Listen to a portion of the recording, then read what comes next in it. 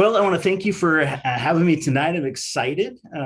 Every year, fresh budgets. It's been a unique year for us, as you know, with COVID. I'm pushing close to, I love to say almost 3 decades in a position in law enforcement. This has been a really unique year for us, something I've never experienced. I've been through the bird flu, swine flu in my job. So when I started looking at my presentation, I kind of wanted you to see the view of a police officer that works for us within the city and kind of the view what we kind of did through the COVID and the day-to-day activities outside a normal spreadsheet or a pie chart. So it's probably Rachel rubbing off on me. It's kind of picturesque, it's to bring questions. So let me go through it and I'll kind of just set up what's going on and occurring here. So let me know if you get it. So this year, usually every year we average between 25 to 40 plus community activities. So the start of the year, as with the COVID before it started, we started doing our activities within the community. And this was just a quick snapshot of what we do. The bottom one's the new May Street School. Every year we've done a citizenship award through them where the school itself picks young students and they get to actually eat lunch with us. And it's kind of fun. We take them out and show them the police car. And so that was early on the COVID. Up in upper left was the Safe Space, the Child Advocacy Center. We partnered with them for the month of child advocacy. And the upper right one was kind of cool. That's Officer Delancey. We got a lot of newspaper shot on that one. This gentleman was struggling to get across the street, and due to probably some elements and some other things, he helped him across, and we saw so much response from the public to see that occurring. It was pretty exciting. So I wanted to point that in there, what we do. And then we kind of approached the COVID season. It kind of showed what we still wanted to be involved with the community, but how do we do it? This young lady to the left with the red hat, amazing story.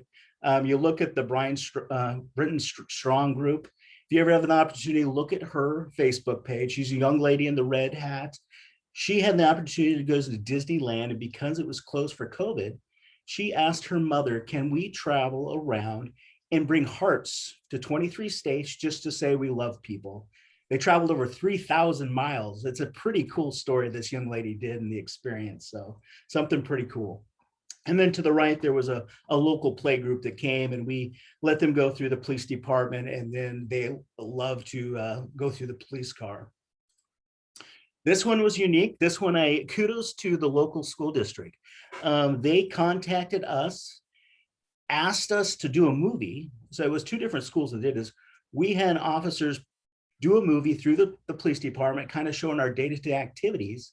They brought that movie back and they actually played it to them. And then a week later, the teachers allows us to zoom in as the group, and it was a Q&A. So it was something we would normally go to the classroom, but with the technology nowadays, we were allowed to do that. Quite fun. We had a good time. It was, I don't know if you recognize anybody there, but it was fun. I think it was near Halloween. There's definitely some unique costumes there. And this year was unique as far as criminals and arresting. Due to COVID, we're still very strict into that. We actually arrest and incarcerate into Norco very few people now. They have to meet a certain Measure 11 or person-to-person crime. So this year, we had a lot of crimes that we would normally take to jail, but due to the COVID and the sheriff's restraints, they were given a citation, like a traffic ticket of some sort, same exact piece of paper, and then they were told to appear in court. So this year, we actually, during traffic stops and such, we actually seized 53 firearms this year due to criminal activity. These were just the firearms. We do knives, forged instruments. Just a couple days ago, we get brass knuckles and such, but I just wanted to kind of introduce the things that the officers are actually seeing there out on the field throughout the year. And then again, these are some drug arrests. These are activities that are 99% of these are just your standard traffic stop. We don't have a drug team. We don't do thorough investigations because we don't have the manpower. So these are a lot of times just standard traffic stops where the officer contacts the driver and looks beyond the reason for the traffic stops and is alerted to something other than just the standard traffic stop. So quite large amounts of crystal meth, cocaine, and such there. See an AR assault rifle in the upper area. The 171 numbers, just a quick note, will go down this next year due to Measure 110. That's a new legislative law that's been voted in by the people, that now with less than an ounce of drugs on your person, it'll now be just a violation, and they'll have the opportunity to do an assessment in lieu of paying the fee. So, and this one was a different one. This was the blue pills. You've heard of fentanyl. This is one reason I would love to have that new police department due to the air exchange and the ventilation. These blue pills were a mix between Oxycontin and a fentanyl mix when we got them tested. This was at a one traffic stop. Both sides, you can see to the right, there was methamphetamine in the one left picture, and then the black stuff would be considered heroin. I don't know if anybody's familiar with, but they would, a lot of times they would call it tar heroin or black heroin and such. Again, just a standard traffic stop. And this one was in regards to theft. You know, we had 132 theft charges this year for the 2019. We had several of these identity thefts this year. This one was probably the largest one of this year that actually went federal. This ring of people were stealing from Vancouver into Camas, into Washougal, and then also went into Hood River and actually within our community. Again, this was a normal traffic stop. The officer noticed the mail to the bottom right, that was substantial amount of mail in the back seat with different addresses and name of the licensed driver. Inquiring about that, we actually went to the point where these were people arrested. Got consent to go to the Hampton, and they actually had a big printer machine, the blank cards for the driver's license and credit card stamper, and they were using people's identification to make fake ID under their picture and then create charges on these fake credit cards they were producing. And lastly, this was the national push as far as, you know, several months ago, we were looking at use of force in law enforcement. And also they had the 8 can't wait. It was the 8 items that to make sure that local law enforcement were meeting. The council, we looked into the Obama pledge, which we could create it to, then it became the mayor pledge.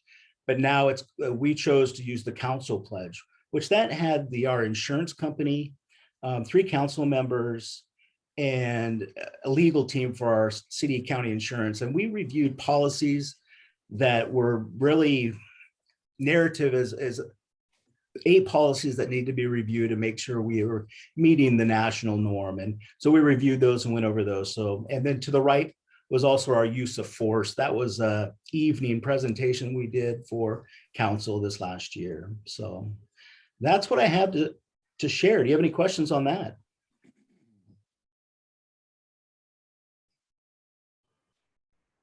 Chief, I've got one. Gladys, I do have a question. Thank you for that presentation. I appreciate your time and effort that went into creating that. When you were showing us pictures of the drugs being confiscated and the weapons, I see carpet. So I imagine that it's being like done in the main lobby of the police department. Is that correct? Well, yes, in the squad room. There's in the back, there's a squad room where they write reports. And yeah, that's where a large amount of evidence like that's the only floor space, I would say, to be able to do that stuff. Okay.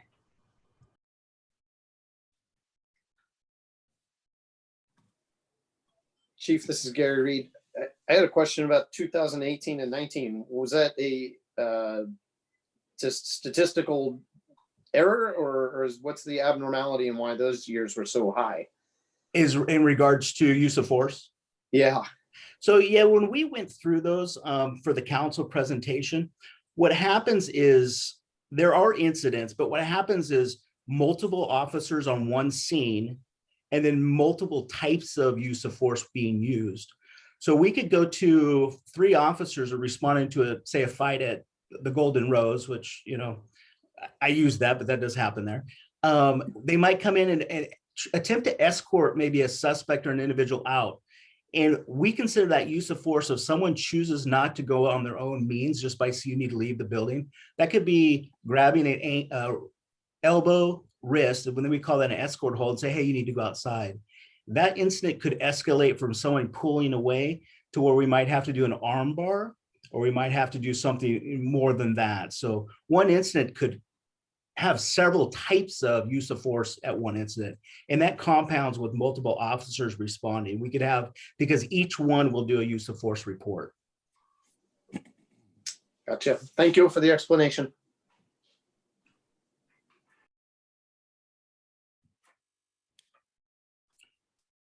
Will, I don't have the presentation for the numbers or the budget numbers themselves. So if you have questions about that, I'd be glad to answer.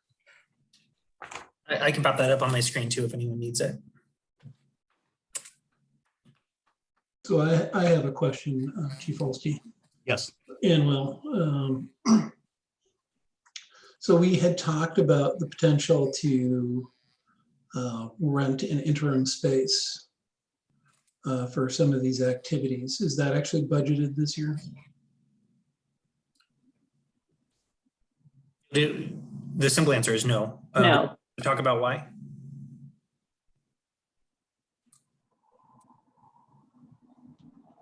I can't see you when I'm sharing my screen. Is that a question for me, Will? Will, why don't you, unless anybody needs you to share the screen, why don't you not share the screen so that we can just have the conversation? There we go. If that was for me, could you space in as in, could you clarify a little bit on space needs? Well, for instance, you know, some place to interrogate people in private, drug storage, et cetera, et cetera. Yeah, as far as interrogating people in private, right now, we're just trying to make do.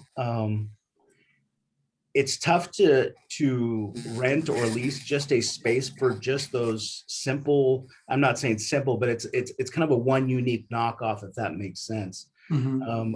I don't know how we could utilize a space for just individual items where we kind of need to be combined as a department or resources therein. So.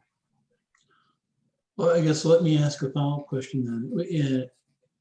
For the new facility, how would you anticipate that you would, what type of space would you need to process the drugs?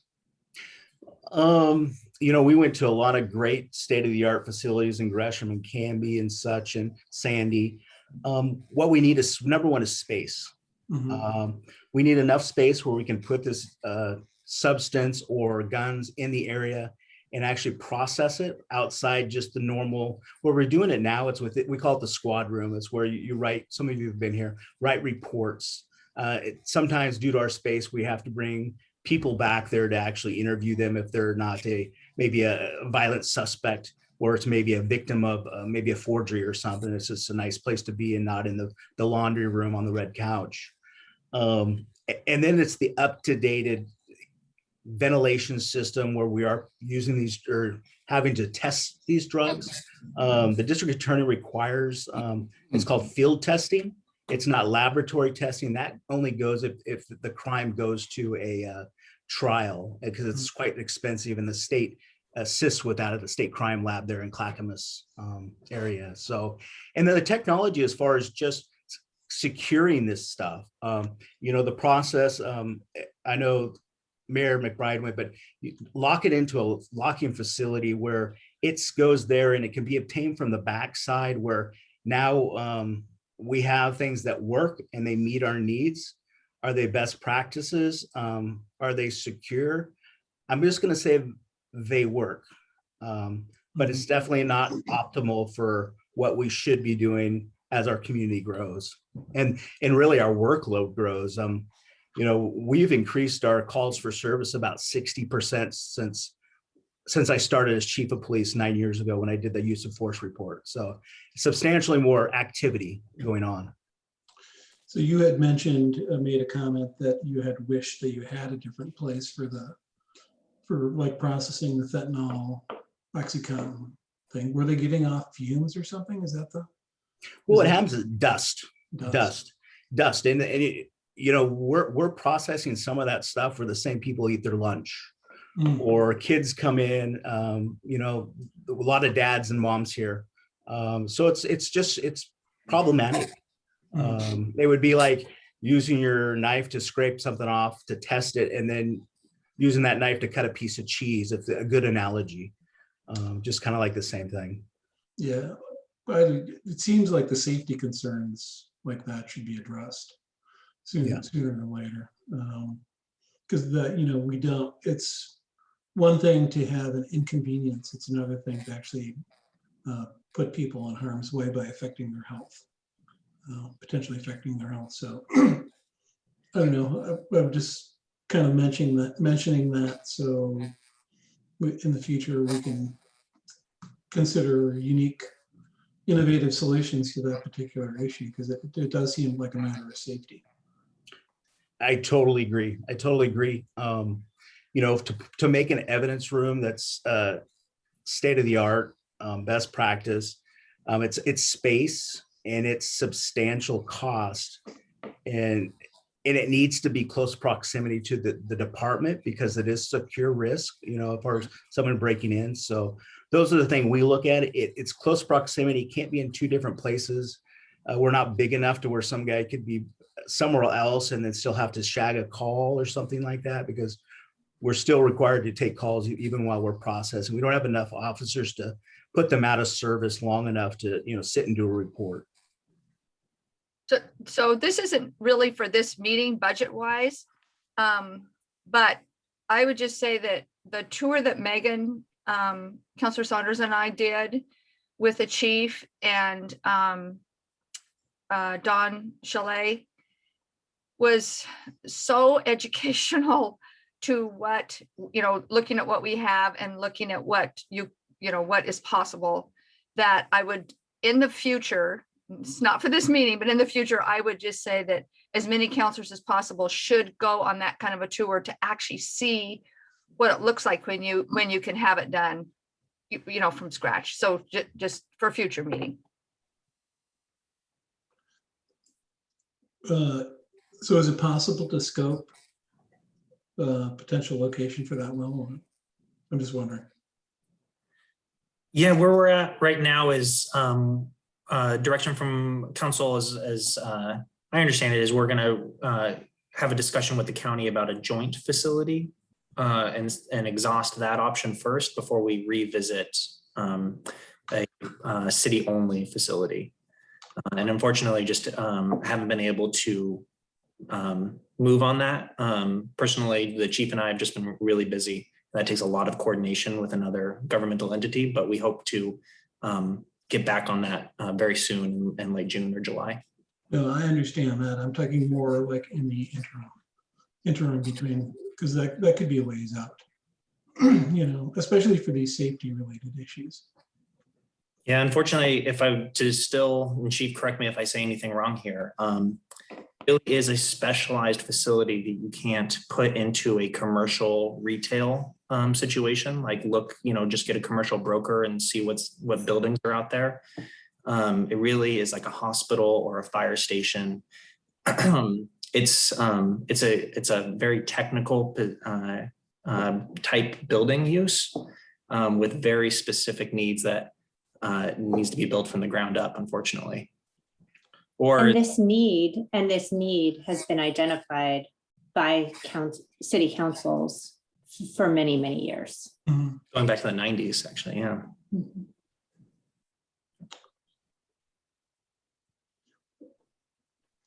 I totally understand that, but perhaps there is something that can be done in the interim.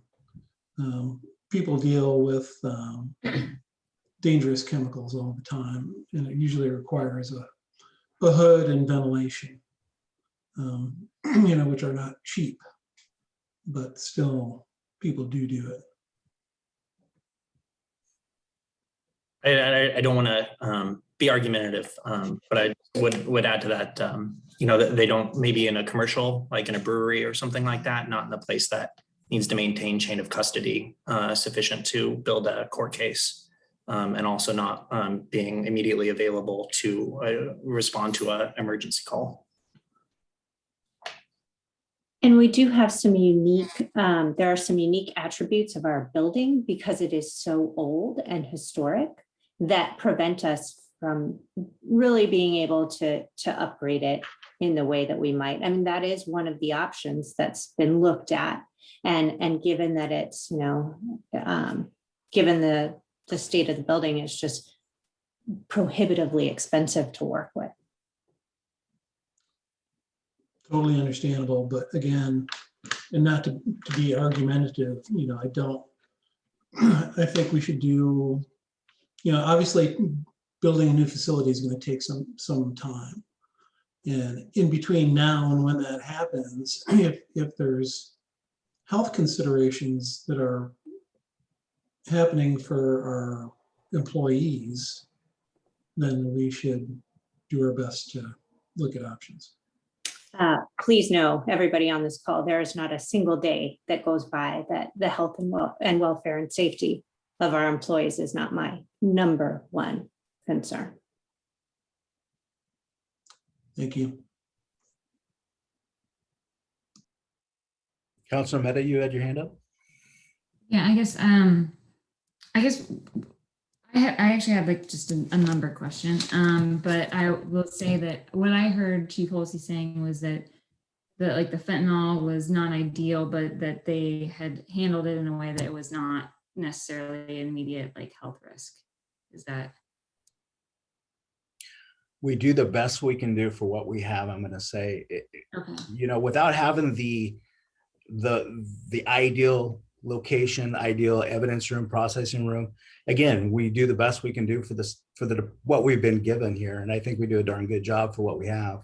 But again, it's the welfare and safety of our employees. Absolutely, I would never put any. I mean, these guys are all family, even though they're my employees. I would consider them family as long as I've been with them, and I would never let them put themselves in harm's way. But things happen. Just like Councilor Kuhn said, there's that unknown possibility of dust or anything. So it's just, you hope for the best, make sure we're doing the right thing. So I was just going to say that my eyes tend to go to the things that look a lot different than the last couple of years. And the one I was just wondering about the telephone. It seems like a teeny tiny detail to ask about. Well, I'm glad you didn't look at my waistline because it's changed too in the last year. COVID 30, right?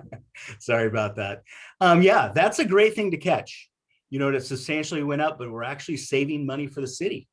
That might look like it's my materials and service budget, but we pay a stipend to each employee for carrying a cell phone for the city, for city employment. So instead of putting that in the personnel section, we've pulled that out, and now I'm purchasing cell phones for patrol vehicles, and they'll be able to use that. And that saves us, I believe we're about over 1,000 the first year, even setting up the phones. And I'm getting a much better package as far as a contract for these phones. It's for law enforcement, for first responders, and it actually allows bandwidth and service where when we have some kind of an incident and all the lines are flooded, it's called FirstNet, and allows emergency services to have first priority. So we're even offering a much better service for our community with these phones. That sounds great. Thank you. I have a couple questions for you, Chief. I wanted to ask in regards to Councilor Cunahan's question, have the hospitals or any of the local clinics here in town, has there ever been a conversation with them around secured space specifically to process drugs? They do have the facilities to support that. And so I'm just curious if any of those entities have ever been approached in the interim until we actually, do get together with the county and talk about the potential of having a shared space. That was one question that I had. And answering that one, no. Like Will stated, these cases tend to go to court, and it's really custody sensitive. So to have someone go to like a hospital, even utilize that and know that they're there, at least now we can describe in a report, and we can show chain of custody with all of our labels through our actual squad room into the evidence room. That's difficult.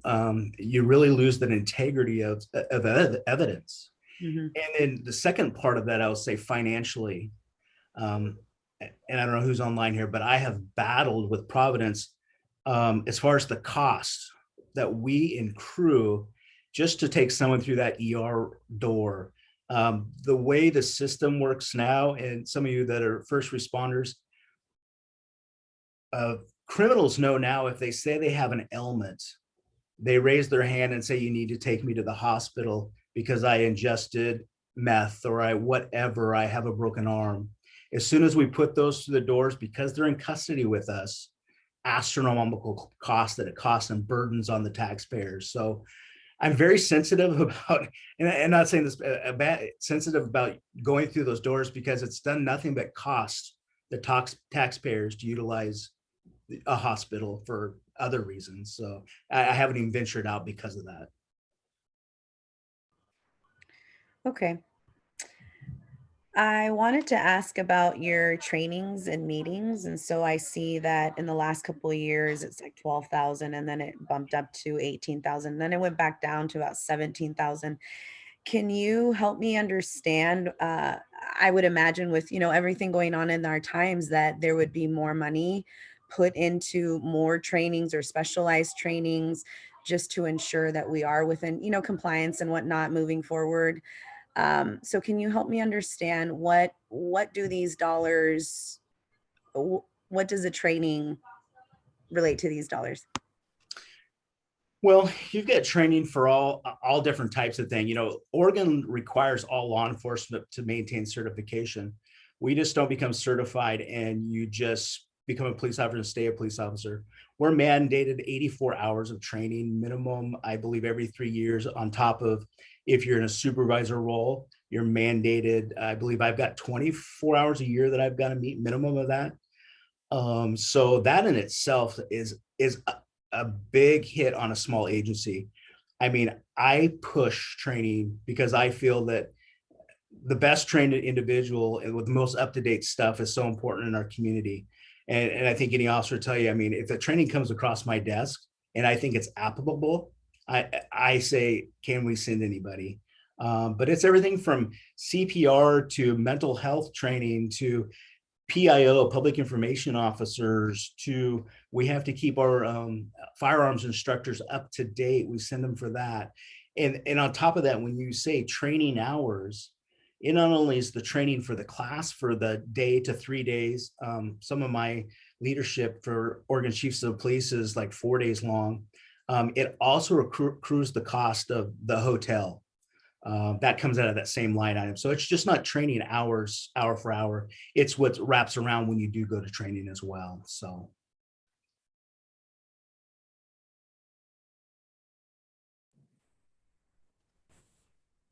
So Neil, do I understand too that a bit of the training you'd see in the overtime budget for people backfilling for people that we're sending to training? Correct. Training line item. And I think I really want to echo, like you said, Will, a while back about the parking budget and, the revenue coming in. Our size of department can only squeeze so many hours for people to leave our agency. And, that right now it's pretty stagnant. That's about what we can spend because it's, as we send one person away, we have to either backfill or people don't get vacation or time off. So, and that's the other part of it is with, holidays and vacation, it gets tough. I lied. I had one more question and it was around the public education. I see that in the past years, there hasn't, in 2018, 2019, there was nothing associated to that. But in the last year, there's $526. What are those $526 for? Again, yeah, we didn't have that in the past. So I tried to do a small line item. So those for be like, every year up until this last year, we've always participated in like the community Easter egg hunt. We actually purchased some candy. What we can't get donated, I try to get coloring books such that kind of break that ice and get comfortable with kids. And, you give them a piece of candy, you're their best friend, or we've gotten apples and pears from local orchardists that we know. A couple of years ago, we got T-shirts that the citizenship program at May Street School, we had those the printer printed them for us for free, but we actually had to purchase the actual shirt. So stuff like that. That's actually really exciting to hear. And it would be nice to continue to do more of that piece. Establishing trust with our community members is crucial. And, you know, as you mentioned, giving them a little goodie bag of something, it really does help start establishing that trust. I agree. Yeah, it's been a little tough with COVID. You know, we kept going, and then all of a sudden we've just flattened off, and it's, you know, it's difficult times right now.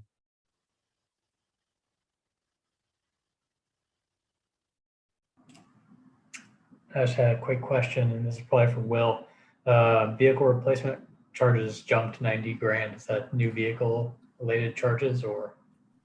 Yeah, that's why I used police as their screen grab. They're really good, and all those 4 things that are affecting, they all dogpiled on the police department. One, Neal sets a plan and he sticks to it. So that change of, you know, the stretch years, not charging for stretch years, meant that there was a bit of a readjustment there. And that moved to hybrids. You know, they don't make an electric heavy duty truck yet. We're hoping in the next few years we'll be able to start transitioning more public works vehicles and things like that. But we are able to, and we're having, Neal, correct me if I'm wrong, we're having great experience with the hybrid police interceptors. And I'm seeing it, personally, I'm seeing it in their fuel budget as well. We're saving a lot of money on fuel. So I think that offsets quite a bit that bump up in expenditure, but the hybrids are more expensive, you know, upfront, but you save it over the long term. Okay, hopefully we can use savings to allocate to the other programs like candy and things. Thanks.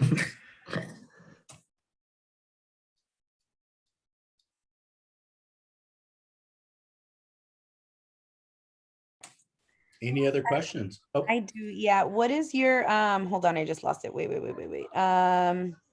Professional services. What does that include? professional services. Right below in custody medical expenses. Professional services, let me pull out, I have a personal Excel budget that I use in-house just to keep, I like to challenge Will and keep him T's and I's crossed. So let me give you exactly what would come out of a professional service real quick here. If you give me just 1 minute here, I'll give you a snapshot of what we're doing out of professional services.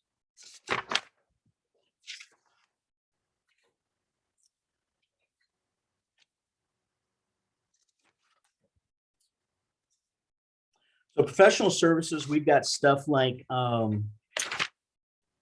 psychological evaluations. Every time we hire someone, that there is a reserve volunteer as such, we send them out and they have to take a psychological evaluation.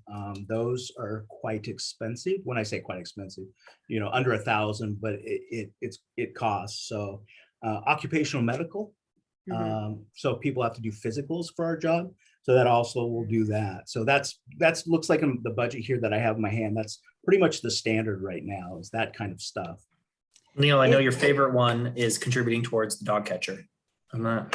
Is that one in that one too, Will? Yeah. Or is that contract services, I believe? That's contract services. Okay, Yeah. that's what I was going to ask. How does professional services differ from contract services? Well, you know, the Will can give you the definition. Mine, as far as I'm not a numbers geek, I look at it as contract services, something we're getting a service for the money we pay, just like animal control. We pay the county a substantial amount of money to get some service from them. Where the other one is, it's a service, but it's not it's like a one-time, it's not a contractual continuous service, if that makes sense. I guess it would be a business of the day. So contract services wouldn't include any sort of service that we like a behavioral health need for anyone detained. It would be potentially in-house, right? For contract services? Yeah. And then professional service would be paying a behavioral health consultant. Is that what I heard you say?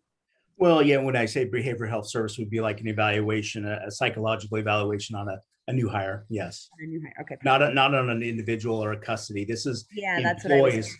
Okay. Employees or community members, Yeah. okay. And then like contract service, the good one, like Councilor Meta stated, was our cell phone. You know, it's a contracted service that I'm contracting like your cell phone, but I'm getting a substantial amount of cell phones. That would be a contract service for AT&T or Verizon, whoever you choose to use. Will, did I define that okay? That's as good as we're gonna get. They're very similar. Yeah, exactly. They're used differently by different departments. Yeah. The Venn diagram overlaps quite a bit.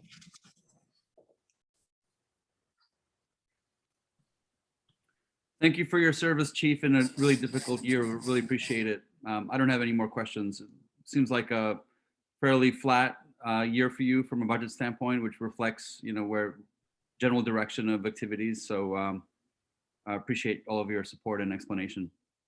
Thank you, Rudy. I appreciate that.